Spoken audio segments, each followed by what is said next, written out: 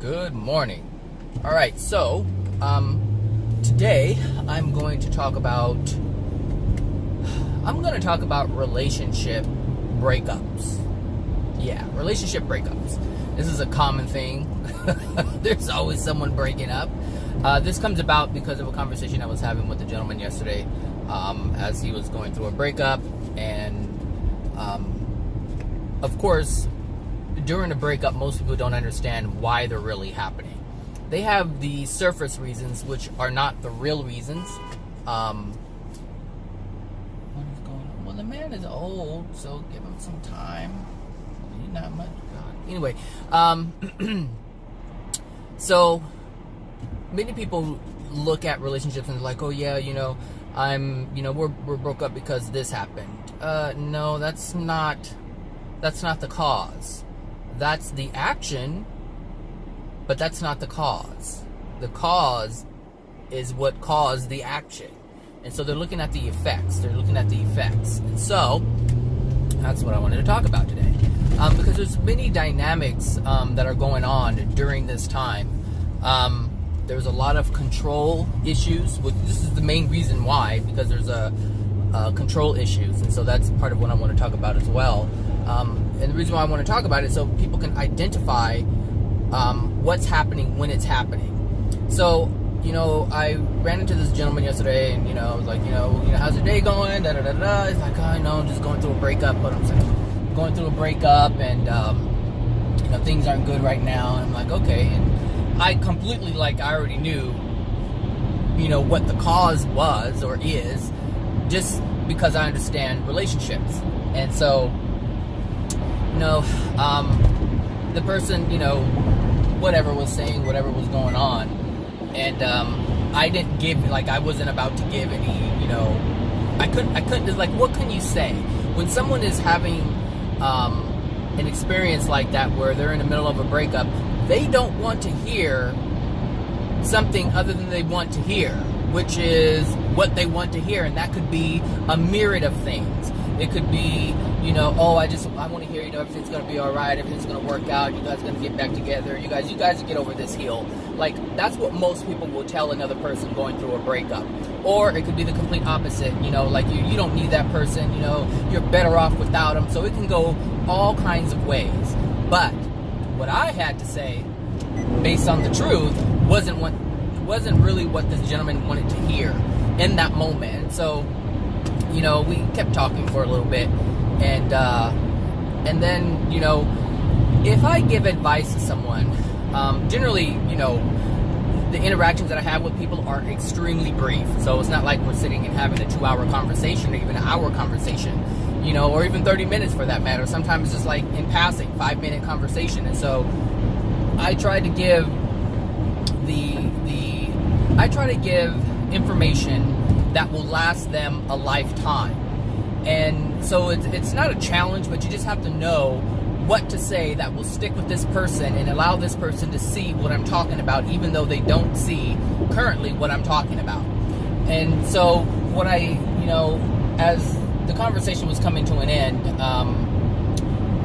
I said to the person, because this person really wanted to get back with the girlfriend. He really wanted to have her back in her life. And he had said something, and this is the only reason why I gave the information that I gave, is because he gave more information in terms of what he was experiencing with her. And so he said that, she needs space. That's what he said. He goes, she wants space, and that's the only thing I can do is just give her space, and hopefully she'll come around, but it really hurts, that I really can't contact her. And then he said this. He said, but, she called me because her dog was sick, and she needed some help with the dog. And so he said he felt like that was a move in the right direction, because she called him. And he did not identify what was happening, because he was stuck in his emotions. He was stuck in his pain. And anytime anyone is in pain, the only thing that we're looking to do is ease the pain, stop the pain. And so if the pain is not having her in his life, then the ease of that pain would mean to have her in his life. And so when she called, he was like, oh, she called. okay, I'm not that nervous anymore. I don't feel so bad. Maybe there is hope. But that's not the reason why she called. She called to use him. She called because she knew exactly who he is. She called because she knew he would respond. She didn't call for any other reason. She knew that she could get her needs met.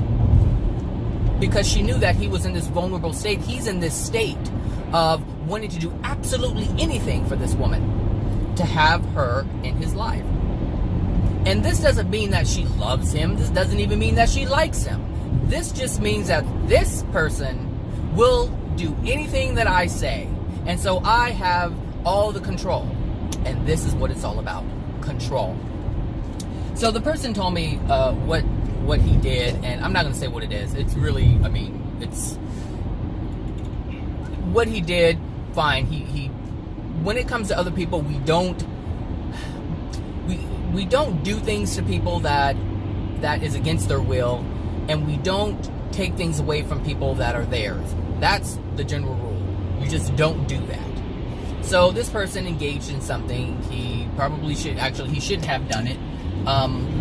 However, what's done is done. But what this shows is there is a lack of understanding on her part, because it wasn't, well, I don't want to say what it was or what it wasn't, but what I'm saying is there wasn't any lack of understanding. And if she was really upset about it, she wouldn't have called him for the dog at all. She would truly not want to have anything to do with him. But this isn't what it's about. This is about control. She wants to control him. And just looking at the whole situation, she has always controlled him. And I don't know if he's aware of this or not, but generally the women control the men in the relationship, because men are creatures who just want to be left alone for the most part. They just want to be left alone. But the women have control over that, because the men are very, I don't want to say, because that's a generalization, and it's not quite accurate across the board. But I just say this, and because it can go both ways too. Men can be very controlling, but in this case, she is a very controlling individual, and she has always been in control. And this is just another way to get control. It's just more leverage for her. And the thing is, he had explained to me, or expressed to me, that she has trust issues. Well, okay, so she's always going to have trust issues, whether it's with him or someone else, because she has those emotional injuries within her soul. So that means that she's always going to question somebody. She's always going to question their motives and their actions and all these different things. You can't escape that because it's still in her. She can't escape it, or she won't escape it by releasing it. Therefore, you can't escape the experience from her soul condition. And so I said to him, I was like, look, you have to love yourself. And the reason why you're chasing after her is because you don't love yourself. So the advice that I gave him is, we seek things from other people because we cannot, because we don't have it ourselves. And this thing is self-love. So he doesn't have self-love, and I saw it in his eyes. Like, he doesn't have self-love, so he's looking for her to love him. And so this is going to happen with all the women that he runs into. He's looking for a woman to love him because he doesn't have the love for himself. You have to have self-love in order to sustain yourself. If not, you're going to have this kind of situation where you're dependent upon another person to make you feel good. And this is why he felt so bad, because she was no longer in a position to, or no longer allowing herself to be in a position to express love to him, which really wasn't love. It's still control, but I mean, that's a whole other subject. But he doesn't have her there. And so he felt alone. He felt vulnerable. But he felt secure, which is a false sense of security, because it's almost like, a woman going into, a bad neighborhood and she doesn't feel secure. But if she has her man there, then she feels fine. And it's no different. So he feels vulnerable when she's not around, but when she's around, he feels fine. You understand? It's like he feels like he has a purpose. And most men operate like this. They have a woman to make themselves feel like they're tough and they're strong. They're looking to prove themselves. But it's really proving to themselves that they're tough, that they're strong. I'm going to stand by my woman and protect her. That makes me a strong man. I feel strong. I'm strong. You're trying to prove something to yourself. And this is what I mean by loving yourself. Like, or what I mean by you seek things from others in order to, because you don't have it yourself. And so he doesn't have the confidence within him. He doesn't have that sense of a sense of being, like, he just doesn't know who he is. And he actually said that, he goes, well, maybe, I should take some time to get to know myself. And he hit it on the head. Like, he totally hit the nail on the head. But I don't think he understands it completely. But he has an idea that something is wrong. Like, he understands that there's something that's not quite clear about himself. And so he has this desire or a thought that maybe, I should use this time. Not understanding that the universe is giving him this time. Because the thing is, when we're in a relationship, we cannot see ourselves. If it's an addictive relationship, if it's a codependent relationship, we cannot see ourselves.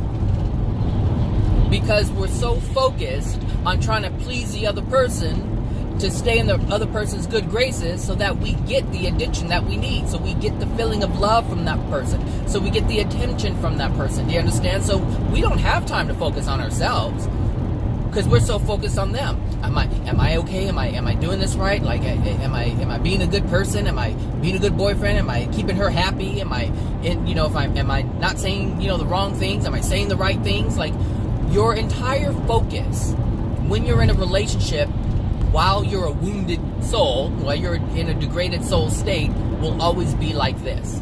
It is not until you have love within yourself, you have love for yourself, in order to give to others, that you don't operate in this manner.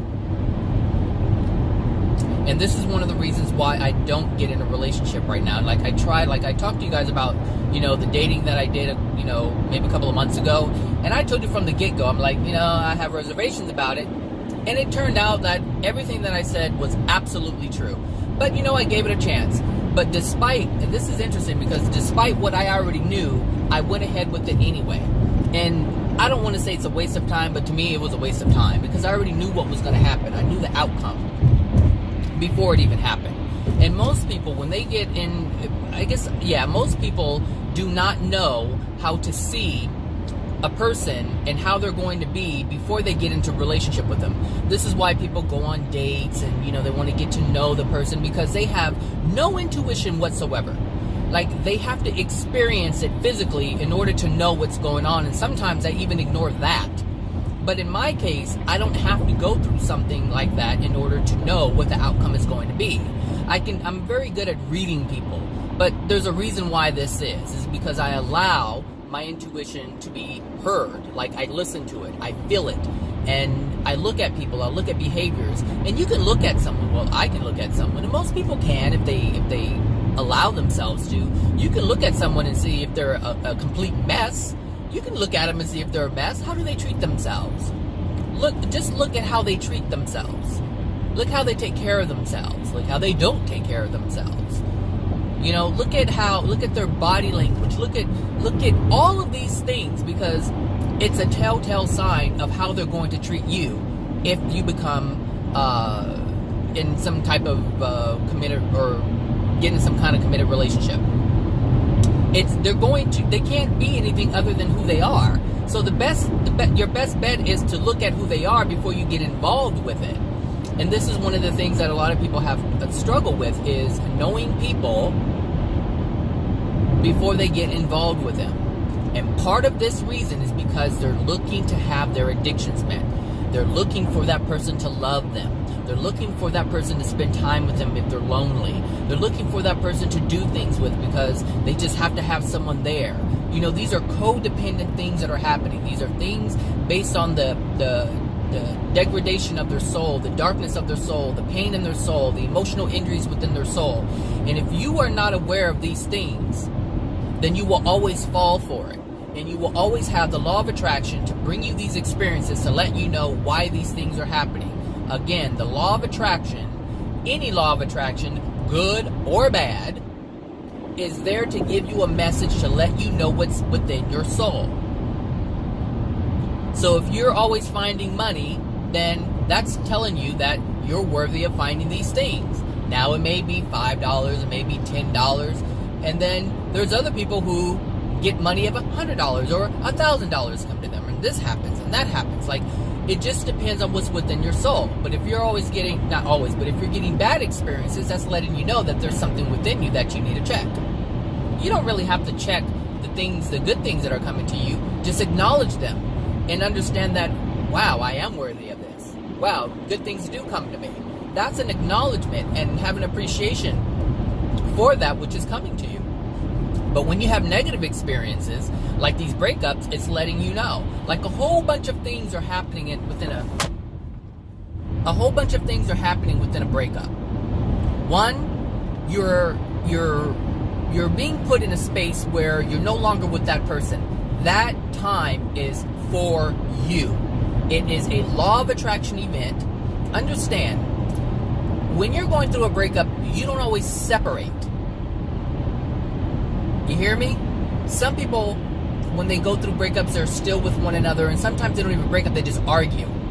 When there's tension, they just argue, and they never break up. But when you have a unique situation, well, I call it unique, but when you have a situation when you're separated from that person, that free time that you have is for you. Brought to you by the law of attraction. Use it. If you are no longer in this person's presence, use that time to look at what's going on within you. Look at the situation. Take a good look at the other person. Ask yourself, always ask yourself this: is this person treating me in a loving manner? The answer is going to be no. Because anyone who is going to argue with you is not in a loving place. So if you want to argue, they want to argue, both of you are not in a loving place, which tells you that this is your law of attraction. Do you understand? So this guy did something that caused her to question the trust that she has in him. That is her law of attraction based on the trust issues that she has within her soul. This guy was just the right person to be in her life to do that, to let her know. But if she's not in a place to understand this and she just wants to live in, I can't trust anybody and just live in it, then that's her choice. That's her free will choice. And until she's ready to see something different, that's all she's going to see. But it was interesting because when I was talking to this guy, like, he's like, he had the sadness. He was feeling the lack, of her not being there. But he also had, like, in his mind, like, maybe I should, take this time to, reevaluate things. Like, he had it, but he was being pulled in a different direction because of his pain. Like, he wanted to move forward. He wanted to use this time to sort things out, but at the same time, his pain was telling him, like, I want to be with her because I don't want to feel the pain. Because he expressed that to me. He was like, it's painful going through this stuff, and I just knew what was going on. It's like, well, what can you do when someone's in pain? They don't want to be bothered, and they certainly don't want to hear the truth. Most people don't want to hear the truth. But he was very receptive to what I said. And, like, I don't know if I told you what I told him. I told him, yeah, I did tell you that, every time that we seek something in other people, it's because we're not able to generate it for ourselves, or we don't have it within ourselves. So, for instance, if you seek love from someone, it's because you don't have love for yourself. If you seek money from someone, it's because you can't generate money for yourself. If you seek housing from someone, meaning I need a place to stay, I can't afford rent or whatever, it's because you can't generate that for yourself. If you're unemployed and you're looking for someone to give you a handout, it's because you can't generate employment for yourself. Understand that if you're not able to generate something for yourself, you're going to seek it from someone else because you desire it. It's a desire of yours. But what you should look at or be able to see is that this desire that you have, you're not able to manifest it. And that should always lead to the question of why. Why can't I generate money? Why can't I generate love for myself to why I have to depend on this other person to love me? And when they're not there to love me, I feel like crap. You have to ask yourself this. Because if you have love for yourself, look, if the guy had love for himself, it wouldn't matter whether she was there or not. She could be gone for 3 months and be like, I'm good. I love myself. She's going to return in 2 months. I'm fine. But some people, they just lose their minds because they can't even fathom the thought of being by themselves. They just can't, because they're so lonely and they need that attention. They need that presence, you know. It's like a child, you know. Well, actually, some children are quite okay by themselves until they need to eat or, you know, have a diaper change. But for the most part, some babies are okay with themselves. And some of them just cry every time you walk away. So it really depends on the person. But understand that even in that, understand that in a child, in a baby, when they cry, when you walk away, there's an emotional injury that is within them that the parent has given to them. So if this is your child, then understand that your hurt, your loneliness is now in that baby, in the soul of that child. And this is why they cry every time they're left alone, because it's the pain of being alone. And they didn't do anything. I mean, they haven't been here long enough to even be conscious of that. So understand, you know, this stuff transfers to your children. So in this guy's case, if they were to have a baby, that baby would be in trouble. Not any trouble different than anybody else, but I'm saying the child would have already a hard beginning. What are you doing on your phone? All these people. Hold on, let me get some of this delicious caramel whatever I made.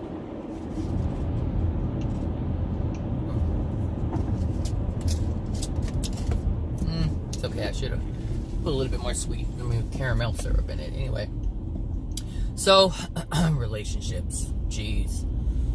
Like, I wouldn't mind being, of course, I desire to be in a relationship, but I understand, like, the people that I meet, it's like, nope. And then I have to ask myself, if this person is like this, and they're approaching me, or they're in my life in some kind of way, then I have to ask myself, what is within me that's attracting this type of individual? And this guy should probably ask, I don't know if these listeners, I gave him my, you know, my information. I told him, you know, my YouTube videos, but this one is specifically for him. But just relationships in general, but it was based on him and the things that he shared. But it's like, you know, I have to ask myself, what is within me that's attracting this type of individual, you know, that causes me not to want to be in a relationship? Because any relationship that we get into, if it's a volatile type relationship, then what happens is that's the law of attraction. That's it. It's the law of attraction sending me this person to have this experience, to expose something with it, which dwells within my soul. And so when I look at it beforehand, you know, before I even decide to get in a relationship or even date, I look at it, I'm like, okay, well, I was about to attract, well, I did attract it, but I just didn't experience it. And so I'm able to look at the experiences beforehand. Your car's smaller than mine, you're holding in this lane.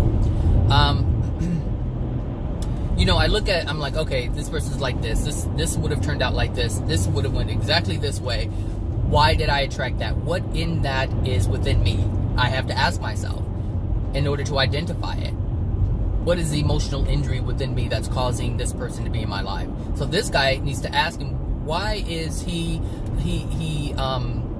attracting a woman like this who is so controlling and willing to manipulate him? Because that's exactly what she was doing, is she was manipulating him. Like, I'm gonna keep him, you know, away, but when I need something, I'll call him because I know he'll come.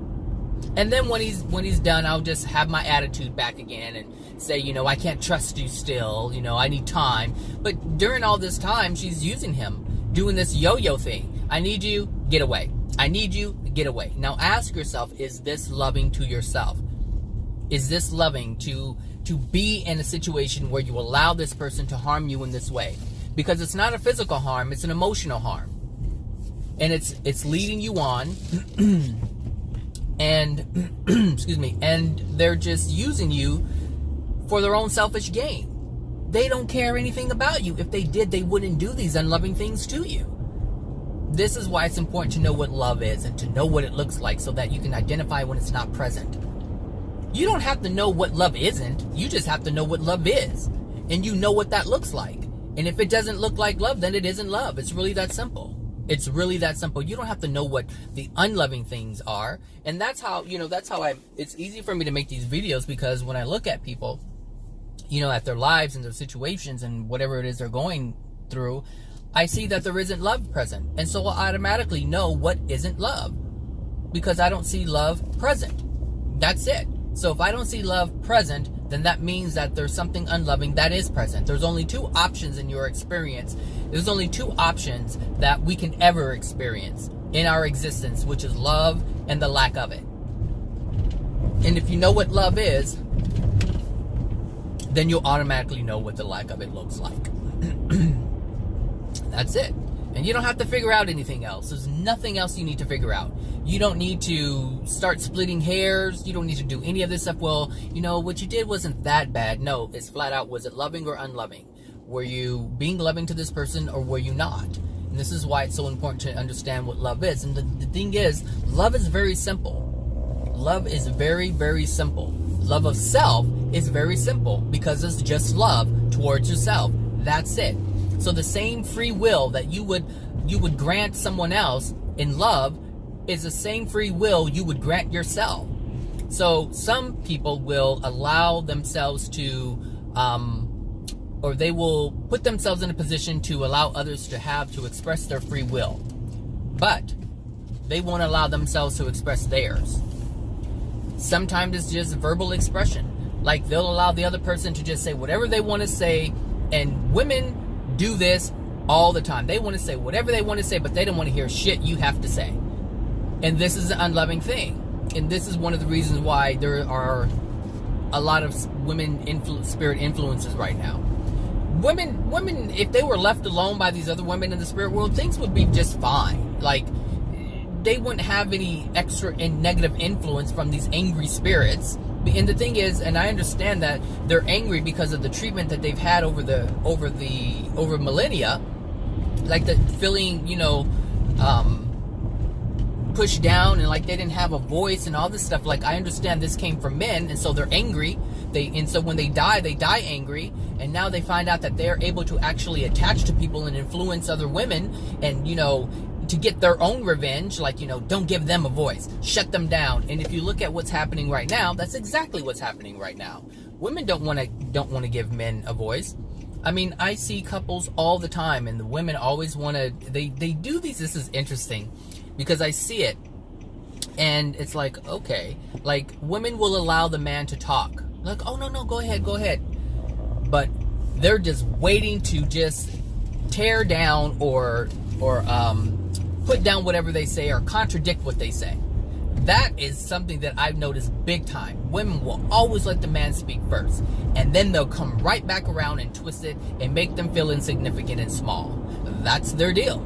And the thing is, if the men are in that position to accept that, then they're in that position to accept that. I mean, I can't do anything about it. That shit ain't working with me. That is definitely not working with me. But it works on a lot of men, and so this is why women do it. And just like men have control over their women, if they feel they can do it, they're going to do it. But the thing is, these people do not understand that their soul is being degraded. Like this woman, who is the girlfriend of this guy, she doesn't know that she's degrading her soul. So she doesn't, I mean, she can pass tomorrow and she will not be very happy. And I know this because of what she's doing. I know this because of what she's doing. What she is doing, the actions that she is taking, is based on the contents of her soul, based on her soul condition. We wouldn't carry out things if they were not part of our soul. We wouldn't do it.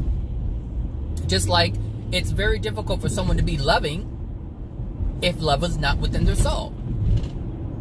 But if love is within their soul, then it's easy for them to be loving. Now, if it's easy for someone to just stab you in the back and be spiteful and mean, that's because it's within their soul. It's very simple. It's not hard. This is not rocket science. These are just laws. Just laws. Just the universe churning out. Just churning out the laws. Just, hey, showing you what's going on. That's it. That's it. And the thing is, this is interesting because when you look at the universal laws or God's laws or whatever you want to call it, laws, they don't present themselves until we interact. Like nothing happens unless we do something. That's funny. Like, you don't know the laws are there until you start engaging in life. And life is governed by these universal laws. I'm so fascinated with the universe. I am. Like, I can only sit back and just like, wow, like, the creator is just a phenomenal being to put all this together, and just sit back and allow it to just happen, and everything is already taken care of. Everything is taken care of. You don't, the creator doesn't have to do anything. All the creator has to do is grant you requests if you have a pure desire for them. If you have a pure desire for something, that's all you have to do is ask for it. Even if it's clarity. If you want clarity, like if you're this guy and you want clarity, and you have a true, heartfelt, pure desire to have clarity, you'll get it. And maybe I was that. I don't know. All I know is that the law of attraction was a law of attraction. I ran into this person. We had a conversation. We didn't have to talk about that. We didn't have to talk about, hey, how's it going? Pretty good. How's your day? All right. That's it. No, but we had actually a conversation. This was a topic that came up. So, everything happens for a reason. There's nothing that is coincidence. And the thing is, even though I know I'm the type of person to give advice and I have clarity about things, when people present things to me, it also gives me clarity. It allows me to, it's almost like, you know how when you learn something and you got it, but sometimes you need reinforcement, and sometimes you don't even know you need reinforcement. Because if you don't use it, you lose it, And so it just reminds me of, because number one, I'm not in a relationship, but as soon as he brought it up, it all came back to me. It was very clear what was going on. And the thing is, there are situations that are brought up, people's lives, everyone's situation is unique, even though it's not unique. It's the same thing, just loving and unloving. That's all it is. But they look different. And so this is how people identify these things as being different, even though they're not. But it allows me to give examples, because I can give one example to someone and they won't get it. I can give a different example, they'll get it, but the other person won't get it. So it just allows me to see things differently, or how other people see things. Because it's like people are using different color crayons, to create these experiences of loving and unloving. That's it. Like, people are using crayons to color it, and it looks different, but it's the same thing. It's the same wax, The only thing is it's just a different color, but it's the same material. I mean, the green crayon is the same as a yellow crayon. It just has a different color in it. That's it. It's still wax. It still operates the same. That's what love does. It operates the same. That's what the lack of love does. It operates the same. You can still paint a picture with it. It just looks different.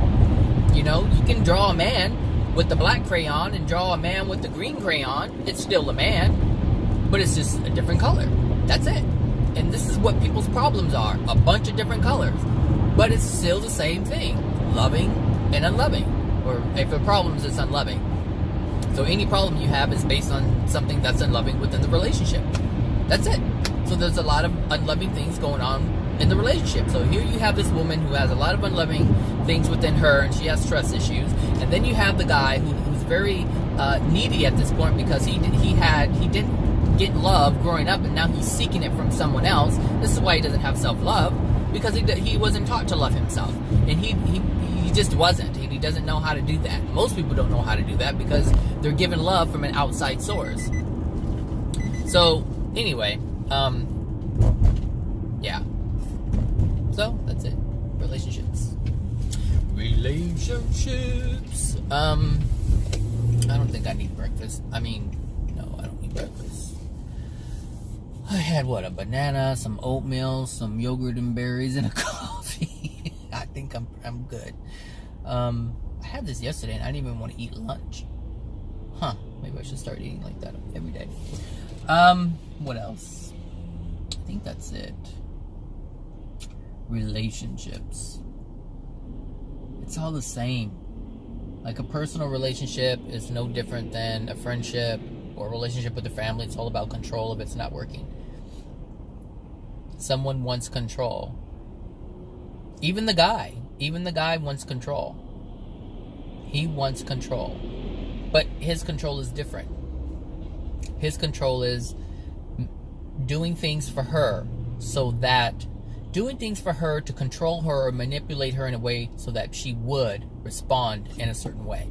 So he's trying to control the situation that way, which is one of the reasons why he responded to the phone call about the dog, because he was like, oh, if I do this, then I'll get in her good graces and then she'll respond in this way. You see, he's attempting to control her in that way, and she's attempting to control him in a different way. It's all about control and manipulation. And there isn't any loving soul that would engage in this. And this is the telltale sign of your soul condition. If you're in a bad place, if your soul is in a bad place, in a degraded state, in a dark state, you are going to do things that are unloving. So I'm not saying that, she's the only bad one. No, they're just trying to manipulate one another differently. That's it. And at some point, it'll come back together again if they decide to do it. She'll always have the leverage, in one way. And he'll always have the leverage in another way, because for her, she wants everything to be a certain way. He's going to do it in that way so that she responds in a certain way. So she's fine, he's fine, both addictions are met, done. But it doesn't change the fact that more things are going to come up. It has to. The law of attraction mandates that. Or I should say the universe mandates that, and will bring it to you via the law of attraction. Cause and effect. The law of compensation. The law of attraction. It's all working together. They're working in unison to deliver a message. That's it. And this is why I don't get in a relationship, because I already know. There are things within me that I need to work out. And the thing is, if I have any kind of degradation in my soul, any kind of darkness in my soul, there is a chance, a high chance, that I'm going to harm someone, knowingly or unknowingly.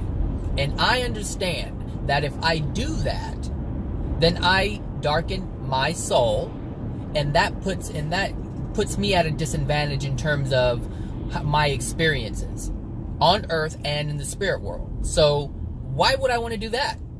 I need to work on myself before I start engaging in things. It's like this. It's like me wanting to be a plumber, all right? Be a plumber. And I don't know what the hell I'm doing, but I want to be a plumber because I just want to do it. And I put my phone number out and put my name in the phone book, and someone calls me or Googles me or whatever.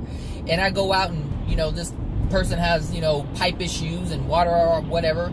And I make things worse because I don't know what I don't know. And because I don't know what I don't know, there's a possibility, a high probability, that I'm going to make a mistake and make things worse. And then I would be responsible for it. And so you have to look at life like that. Are you willing to be responsible for the mistakes that you make? If not, don't make the mistake. Don't make the mistake if you're not going to want to own up to it, because the universe will dictate or mandate that you are responsible for it. You have to be accountable for these things, knowingly and unknowingly. This is one thing I hope you people understand, is that everything that you do, you are responsible for, even if you did not know it. I see too many spirits, they're like, well, I thought I did the right thing. Well, no, you didn't do the right thing, but I thought this is the way I was taught. This is what they always say. Well, this is how my mother and my father taught me. This is what I was taught. Even when they talk about religion and church, I was taught that, all you have to do is go to church and pray and Jesus will come and blah, blah, blah, blah. And then they find out none of that stuff is true. And then they say, but I didn't know. And then the person that's trying to help them says, it doesn't matter. It doesn't matter if you didn't know. You're still responsible. You still have to be accountable for all things that you do. So if you hurt someone, by mistake, like let's say, you and a friend are, trying to fix a sink, right? They're trying to help you. And you are not paying attention as to where their fingers are, and you hit it. You did it, therefore you are responsible for that pain. And so you must have or take accountability for that and say, oh my gosh, let me help you out. You have to try to make it better, or, express your sorrow for what you did. You just can't say, oh, well, your hand should have never been there. And some people will do that. Well, why is your hand there? People do this all the time. All the time. They're not accountable for their actions. Something so small and insignificant. So in that instance, if it's that small and insignificant, they're not going to have ownership over something that's big. You know what? People are a trip. I swear, people are a trip. Oh my God, why were you in the way? People, because they're not mindful of people around them. They blame them when they hurt somebody because they were mindful, and they shift the blame. And this is what happens, and this is what this lady is doing, the person with the trust issues. You know, she's saying, I have trust issues. I have stuff within my soul. I have no ideas within my soul. But you did it, so I'm going to blame you. I'm not going to take any accountability for it. I'm not going to take responsibility for it. I'm not going to do anything. It's all your fault. So now I'm going to treat you like dirt, and I have the right to do that because it's all your fault. That's it. And not one time did she say, well, you know, I have trust issues. I know I'm putting this on, on you, and it's not all you. It's part of, what's within me. And this is interesting because yesterday I had an interaction with the coworker. And so this particular coworker has a lot of things going on in their personal life, and they come in and it affects their work life. The work life. And so, they come in sometimes with dragging their feet. You can tell they have an attitude. They're in a bad mood, and if they're in a bad mood, they won't talk to you. But they have a tendency to dump their problems on certain people. Well, I'm not one of these people that they do this to anymore, and apparently I let them know a while back. I don't remember, but apparently I did. So, this person hasn't been coming to me to say anything, and if they do say hi, it's just like in passing, like hi, as they pass my office. So there really isn't much interaction. But yesterday was completely different. This person came in like a box of sunshine, like, hello, hi, good morning, how are you, what's going on with you? It was just like really like upbeat, and I'm thinking, what the hell does she want? I'm like, I already went there, but that was me already getting into a place of resistance when she didn't present any resistance. Now, the reason why I was in that space is because of how this person generally comes to me. So generally when they come, they ask me for something. When they come to you, or when they have come to me in the past, they're really nice and really sweet and kind, but they want something. And so I was like, okay, this person doesn't want to, talk to me on a regular basis, doesn't even want to say hi in a nice manner. But now they want to come to me in this manner. What do they want? This is what's in my mind. So I already had the resistance.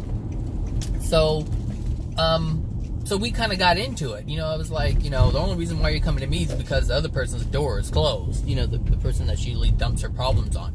So we kind of got into it. And she's like, no, you just assume, da-da-da-da-da. And I'm like, well, if I'm assuming it's based on my past experience, I would be a fool not to look at our past experiences and use it as data to extrapolate how you really are. Because how you really are is exactly how you've been all the time. Does that make sense? I know it makes sense. So, but the thing is, I came in with resistance. And so I was partly responsible, and I told her that. I said, look, you know what? I have to, accept responsibility for my part. When you came into the office, I already had resistance up. And that's me owning what was within me. Like, I know I had resistance within me. So I was part of the problem. So I couldn't just make it look like it was all about her, that she's the one I was dumping problems on me. No, it was me. I'm the one who started. I kicked it off. I kicked that off. So I had to own up to that. And that's what we have to do, is own up to it and not, make someone feel like it's all their fault. And this is what this woman is doing with her trust issues, is she's trying to make it seem like it's all her fault. So she doesn't recognize the injury within her. She doesn't want to acknowledge that. And the reason why she doesn't want to acknowledge that is because it's too painful. I mean, when someone interacts with you and there isn't a sense of trust, it's painful. It hurts when someone isn't honest with you. Ooh, there's a big old dip. It hurts. It hurts big time. So we have to be mindful of the things that are within us, because everything that is within us dictates how we respond to things. Every event in your life, every interaction that you have is based on your soul condition. What's within your soul? Is there love within your soul? Is there pain within your soul? Is there anger within your soul? Because angry people will generally respond in anger. That's it. And loving people will usually respond in love. And some people deny it all. And they're like, and they pretend to be this person that they're really not. So we have to be, and this is what I want to point out too. What you feel should what you express. What you feel should always match what you express. Always be honest with yourself. If you feel like you're in pain, then let someone know that they're causing you pain. That doesn't mean just leave it there. Just understand or ask yourself, why is this even happening to you? Because there's something within you that is painful, that's causing this person to cause you pain. So there's a lot of pain within this guy that's causing this lady, his girlfriend, to cause him pain, to bring him pain. Pain just doesn't come to you for no reason. Pain comes to you because pain is within you. And that's what the universe is trying to let you know. There's pain within your soul. But the reason why the universe is trying to let you know that is because you're not supposed to live in pain. You're not supposed to have this stuff within you. These unloving things within you, these painful things that we experience are not supposed to be there. But people are using their free will to do it all the time. That doesn't make it right. It's just part of the process. It's a choice. And we all have a free will choice. The problem is most people don't know the choices that they're making. And I remember hearing this. It's like, people don't know the choices that they're making. It's like, of course they know what the choices that they're making. No, they don't. They understand it on a surface level. They understand that, they're living the experience, and they made the choices and now they have to pay the consequences, but they don't understand the reason why those choices are even being generated. And this is the important thing to learn. This is the important thing to understand, because once you understand this, you stop making certain decisions. And then on top of that, not only do you have to stop making the decisions or using your free will choices, stop engaging in that way, you have to find out what's within you that's causing you to want to make those decisions. Because even though we may stop making those decisions, that doesn't mean that the feeling within you stops. It doesn't mean that you don't have the urge to make those decisions. It's like a recovering drug addict or an alcoholic. You may stop drinking, but that doesn't mean that the urge is gone. And so you have to ask yourself, what is causing that urge? We always have to ask ourselves within, what is causing that urge? So if you're alcoholic, or you were alcoholic, and you have that urge, but you haven't, had a drink in a year or 2 years or 5 years or 10 years or whatever, but you still have that urge, you have to ask yourself why. What is going on in that moment that makes you want to take that drink? Because whatever that thing is, that's what you have to work on. That urge is letting you know that there's something underneath there that you're trying to suppress. And that's the thing to do. That's how easy it is. I know it sounds easy. It's much more difficult in practice because you're having to contend with the emotions. Emotions are strong. Emotions are so strong, especially if they're not yours. If you have these spirits who are attached to you based on these emotional injuries that you have, then of course it's hard to manage those, because you have your own desire in conjunction with all these other desires, and you don't even know how many there are. Some people have 30, 40, 50, 80 spirits attached to them because of all the emotional injuries that they have. See, every emotional injury is an opening within your soul, if you will. And so all these spirits who share, like, you can have one emotional injury of pain from someone's mistrust or whatever, and there's, say, 15 spirits that share that same emotional injury. Well, all 15 of them can link into you and control you in that manner. And so now you have 15 feelings or emotions or desires and urges that aren't even yours that you have to battle. And so the easiest way to get rid of that is to heal the emotional injury instead of trying to suppress the emotion or the feeling or the urge that's coming up within you. That's a lot of work, and you have to use your will to do that. But if you release the emotional injury, then it heals, and you've just severed ties with all 15 of them at the same time. That is why you have to fix things on a soul level. You cannot fix things on a physical level, because that's just going to create more opportunity for that situation to present itself again, just with a different face. So if he doesn't experience this pain anymore with this girl, he's just going to experience it with another girl until he heals whatever it is that's within him. And at some point, he may just like, you know what, I'm just going to live with it. You know, I'm just going to live with it. And this is really what he's willing to do right now. He wants to get back with her. So he wants to continue living like this yo-yo thing, going back and forth, back and forth. I manipulate you, you manipulate me. Back and forth, back and forth. That's what he's looking to do. Hopefully, you know, he will, you know, understand, you know, what I said and try to take some time and figure out what's going on. You know, at least use your will to stop, you know, the pain from happening. Use your will to stop abuse from someone else until you can figure out the emotional injury stuff. I think it's a good idea to love yourself enough to not be abused and then take steps to figure out why that was even being generated in your life.